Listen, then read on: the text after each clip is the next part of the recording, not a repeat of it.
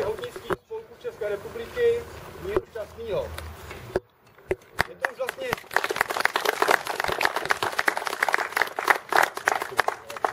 letos už je to vlastně 5. setkání, které tady absolvujeme, tak vlastně to můžeme brát jako takové malé půlkulaté jubileum našeho spolku na zdejším areálu. Za těch 5 let si troufám říct, že jsme tady vykonali obrovský kus práci, který stál nemalé úsilí, odříkání a spoustu času, které tomu věnovali všichni členové spolku. Nikoho nebudu povyšovat, nikomu nebudu brát zásluhy, prostě jsme to vykonali všichni. Za to jim patří všem obrovský dík, vážím si toho, že jsem jejich členem a dík patří i mých rodinám, protože díky tomu, že byli tady, tak ten volný čas museli ukrát svým nejbližším. Takže ještě jednou vás tady všechny vítám. Jsem rád, že se takhle zúčastnil, že se tady opět setkáváme po roce a předávám slovu tomu nejpovoloženějšímu kamarádovi z nás, Pepíkovi Kovářovi, který vás seznámí s dnešním programem a slávou. Díky.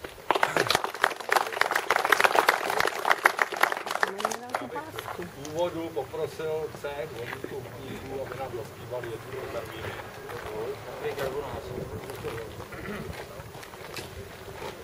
Karbonáři veselí, zdař Bůh, zdař Bůh, zdař Bůh. My pijeme jak posedlí, zdař Bůh, zdař Bůh, zdař Bůh.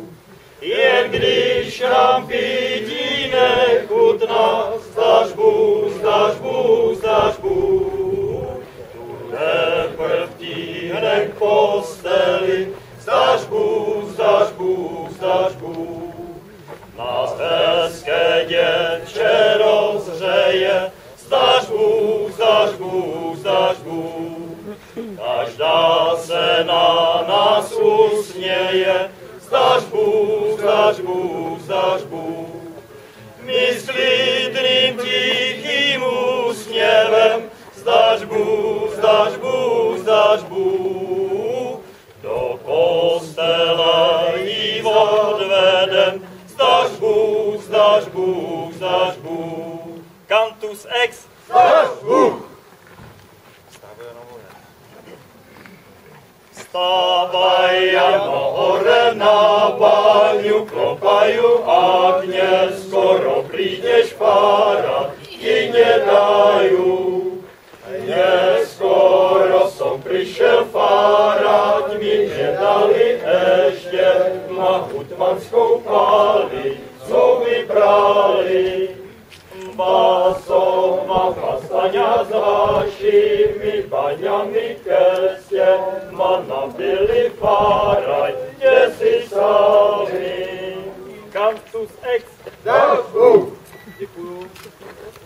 A teď seznámení s programem. 13.00 zahájí které vystoupení. To máme část za sebou. 13.20 a 14.00 přístupnění rozhledny, ještě předtím bude cosi, to od 14 do 15 ukázka vrtání a vedrování a nostalgické vzpomínání. Průběžně až do 19 hodin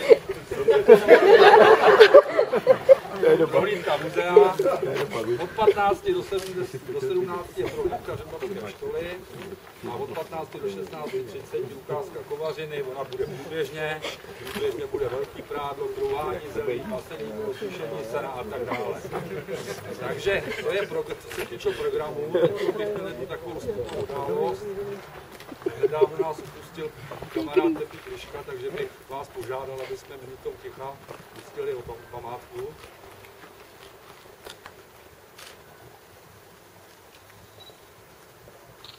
Děkuju a poprosil bych opět se krátkou třetí sloka.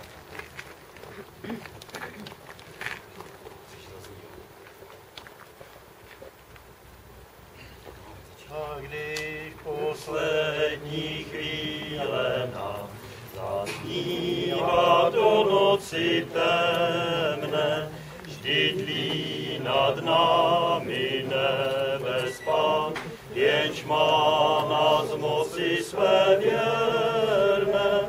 S Bohem buď milko pláčenek, pozbude horních strastí všech, a k nebi se povznese duch.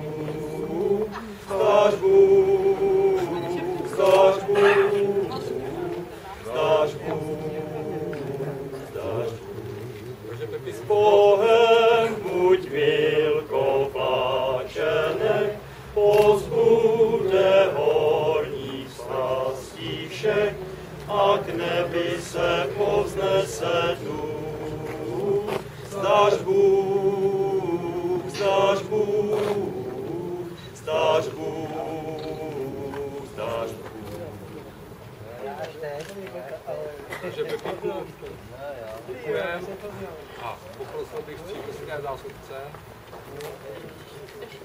Takže Pepík, když jsem přijel, tak strašně rád degroval, takže máte od nás na pomoc.